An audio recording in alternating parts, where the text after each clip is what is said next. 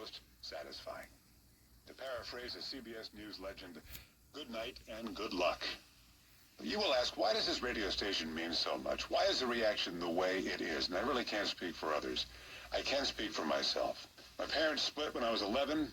We split Christmas, and when I was at Dad's house, he gave me a clock. And this one had a beam at the top that shined the time onto the ceiling. I wanted to make sure it was set correctly, so I went to the station I heard in the back of the car, WCBS, to make sure the time was exactly right. And I listened and listened, and before long, I became hooked as a 12, 13-year-old. When I was 14, my dad drove me to the radio station in New York City during morning rush hour traffic, and he introduced me to the place I'm now signing off in 2024. Ray Martell, here's your last request. Chris Olivero, Ben Meverek, Ivan Lee, our bosses pushed for and got the authority to let us have our goodbyes, to have a last show. That's something very rare. I thank them for that. And I thank my dad for driving me into New York City in 1978. Parents, you never know what impact these random acts of love and attention may have on your children.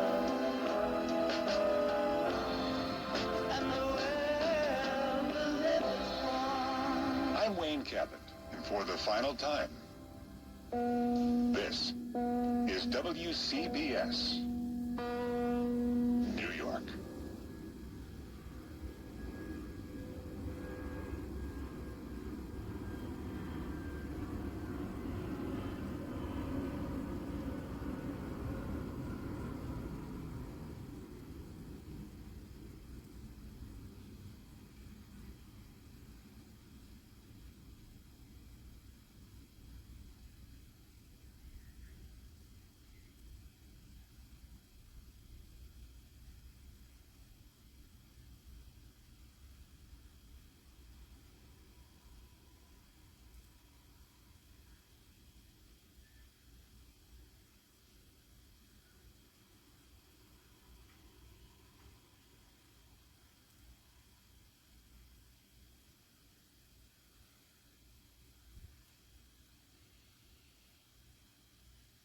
WHSQ and WCBS-FM HD2, New York.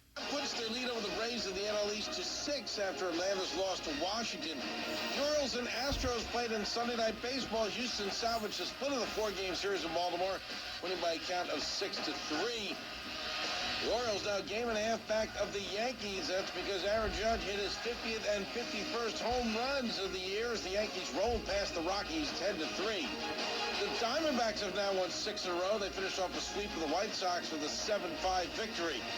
Arizona sits atop the wild card race, but remains 3 back of the first place Dodgers in the NL West. LA beat Tampa 3-1.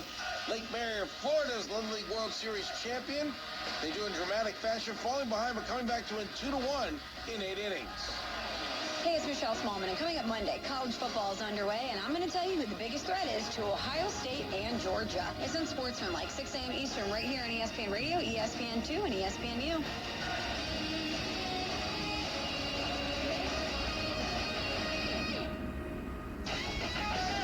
Coming up Monday morning at 6 o'clock on DPH on Rothenberg, we break down the Jets and Giants preseason, the Yankees and the Mets as well. It's Monday at 6 on ESPN.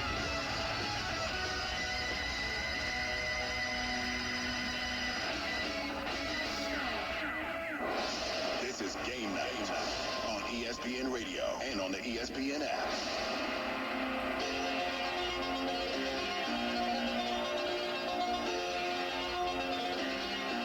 You're listening to Game Night on ESPN Radio, the ESPN app, and Sirius XM Channel 80. Harrison Stanford and Jonathan Zaslow with you. We are presented by Progressive Insurance. If you want to tap in with us throughout the course of the night, 1-888-729-3776, 1-888-SAY-ESPN. And week 0 has come to a close. We saw a field goal to take 53 FM on Wyoming Court in Syosset. Sad ending for a dog that was tossed down a garbage chute in a building in Lower.